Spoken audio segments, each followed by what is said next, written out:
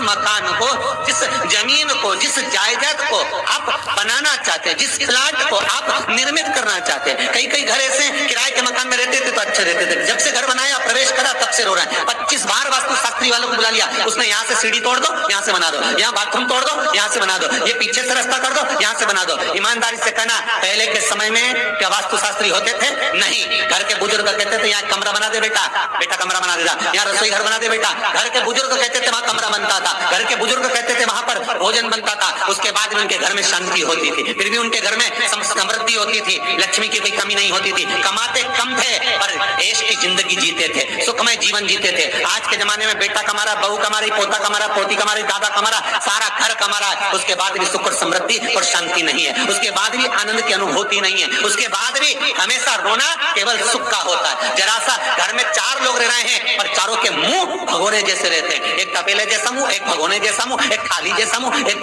पलटोई जैसा मुंह। सब कोई बोलने को तैयार नहीं, क्योंकि जब जब बोले तो बर्तन की आवाज आए तो बोले ही नहीं। एक माँ बैठी टीवी के सामने, एक माँ बैठी, एक सोफे पे बैठा, बोले ही नहीं आपस में।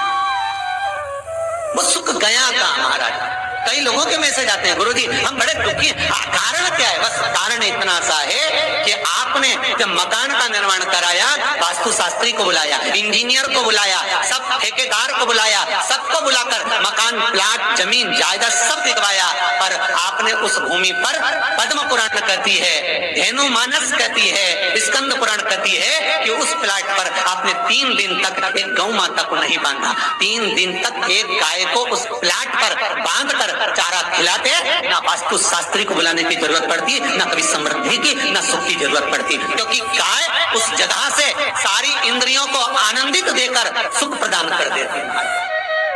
उस जगह के सारी रोग, बीमारी, कष्ट, तकलीफ, दुख को गौ माता खींच लेती। गौ माता जैसी जगत में कोई नहीं हो सकता। हाथ में घड़ी नहीं बांधती गौ माता, पर 4 बजे आपके यहाँ रोटी मिलती है तो 4 बजे खड़ी मिल जाती है। 3 बजे भोजन मिलता है तो 3 बजे आपके दरवाजे पे मिल जाती है। 1:30 बजे भोजन दोगे तो 1:30 बजे ही मिलेगी। 1:20 पे दोगे तो 1:20 पे ही मिलेगी। कोई घड़ी नहीं मानती, फिर भी समय पर आ जाते हैं। क्यों? क्योंकि भगवान ने उसको ऐसा बनाया है, 33 कोटि देवताओं ने उसमें ऐसा विराजमान कर दिया है कि जगत का वो कल्याण कर सकती है। उसका एक एक अंश जीव का कल्याण करने वाला है, एक एक अंश जगत का उद्धार करने वाला है। पर हम ये आज के युग में हम उसको भूल गए। आज के युग में हम ये सोचते हैं क्या वास्तु शास्त्री को बुला लें, वो ये बता दे, हमने ये फ्लैट बनाया, हमने ये मकान बनाया, इसकी छत कैसी, इसका कमरा कैसा, वो बता देगा, सब कुछ बता देगा। उसके बाद भी लोगों के यहाँ सुख नहीं है, उसके बाद भी शांति नहीं। फिर चलो तो चलो किसी बाबा जोगी क्या बोल रहे, जो ऐसा घूम घूम के बताता, और उसके यहाँ जाकर पूछ लिया, बताओ बाबा जी हमारे घर में शांति नहीं, तो बाबा जी एक ही बात बोले, तेरे घर का है जिसने कुछ कर दिया। अब इसको याद आया 15 दिन पहले मेरी जेठानी से लड़ाई हुई थी, उसी ने कुछ करा होगा। अब बताओ बाबा जी ने आपस में ऐसा बीज बो दिया कि घर और जुड़ा हुआ था तो टूट गए। कोई बाबा जोगी सन्यासी तपस्वी साधक उपासक कभी नहीं कहता कि घर का है। हमेशा याद रखो, संसार में किसी की सामर्थ्यता नहीं है कि कोई आपका बुरा कर दे। तुलसी महारानी किसी की सामर्थ्यता हमें ये बता देती है कि हमारे घर में सुख आने वाला है कि दुख। संसार में किसी की सामर्थ्यता नहीं कि आपका बुरा कर दे, बस जैसे बुरा आपका किया हुआ कर्म कर, शनि कोई दूसरा नहीं कर सकता। अपना प्रकोप दे रहा है तो 14 दिन तक नींद नहीं आए, सीसीटीवी कैमरे में देखो कौन तो 3 दिन से शंका हो रही पड़ोसन बैठे।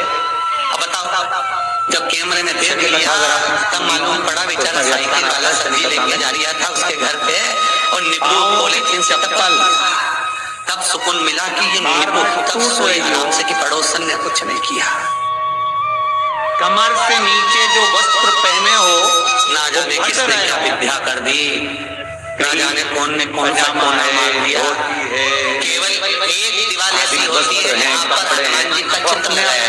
आज के जमाने में तो फटे फटाए पहनते हैं लोग, उसकी गारंटी नहीं है। जो पेन समझ जाते हैं चाहे रामायण पढ़ने वाला लगाओ, चाहे लंका दहन करने वाला लगाओ, चाहे घुटना घुटनी सब फटा हुआ लगता है, उसमें लग जाता है कि चाहे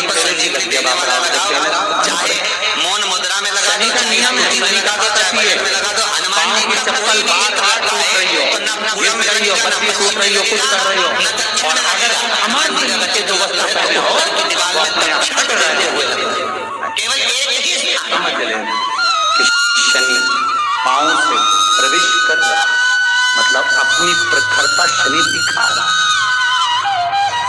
किसी मंदिर में पूर्वजों के चित्र को, पितरों के चित्र को, गए हुए हमारे जीवों के चित्र को दक्षिण में विराजमान किया जाता है। समझ लेना हनुमान को उत्तर में दक्षिण में पढ़ना बंद होना चालू हो गया।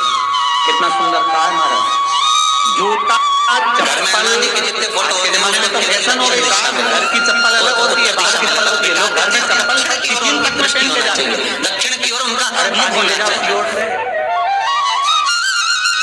रसोई घर में लोग चप्पल पहन कर जाते हैं। महाराज जहाँ भगवान का प्रसाद बन रहा है, जहाँ अन्नपूर्णा निवास कर रही है, और पूछ कर जीवन में कोई रोग आने वाला है, व्यक्ति के जीवन में अगर कोई कष्ट आने वाला है, व्यक्ति के जीवन में अगर कोई परेशानी आने वाली है, व्यक्ति के जीवन में कोई एक्सीडेंट का योग निकलने वाला है, तो शास्त्र बोलता है वो दिशा दक्षिण से ही बनता है। बूढ़ी माँ रसोई घर में आज भी बिना चप्पल के जाती है, और बहुवन की कहीं ठंड नहीं बैठ जाए, इसलिए ये रसोई घर तक में संपूर्ण परिवार के साथ यमराज अपने सूर्य नारायण की कथा पढ़ना, शनि महाराज की कथा पढ़ना, और गरुड़ पुराण की कथा पढ़ना, जिन जिन कथाओं का हम व्याख्यान करें उसको पढ़ना जरूर हो। क्या